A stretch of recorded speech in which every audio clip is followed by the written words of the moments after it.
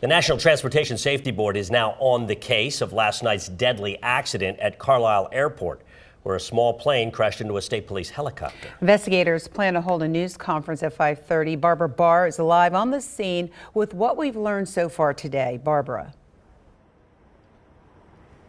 Valerie and Dennis, we are getting ready for that press conference. You see the microphones here. An NTSB investigator who's been on the scene all day is going to talk to us about what they found out so far about that deadly collision between the small plane where the pilot was killed and the helicopter that was carrying two state troopers.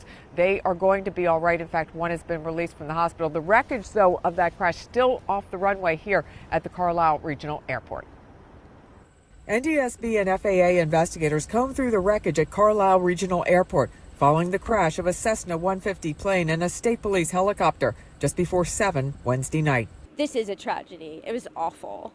We just lost a doctor. 57-year-old Paul Sokolowski, a doctor at Penn State Health, was piloting the small plane and died in the crash. All of a sudden we heard a big crash noise.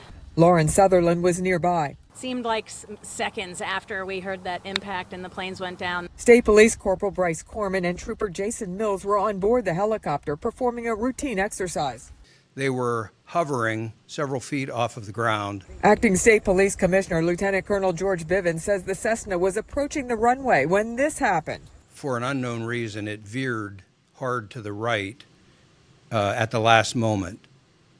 It struck the helicopter from the rear. It hit the rear tail rotor and went into the main rotor of the helicopter, resulting in a very violent crash. Lieutenant Colonel Bivens says the troopers were initially trapped inside the helicopter but managed to escape. Mills is listed in stable condition at the hospital while Corman was treated and released. And they are people who are absolutely essential to the operations of the Pennsylvania State Police.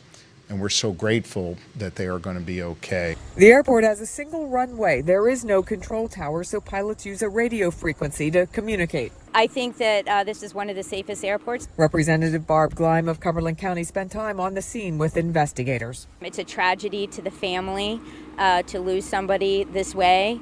And I just think that the community really pulled together last night. The Cumberland County coroner is going to do an autopsy on the pilot, Dr. Sokolowski, next Tuesday. That is scheduled for. And again, we will be bringing you that press conference from the NTSB live. It's set to start at 5:30 and perhaps get a few early indications or see if they've found anything as to what might have caused this deadly crash.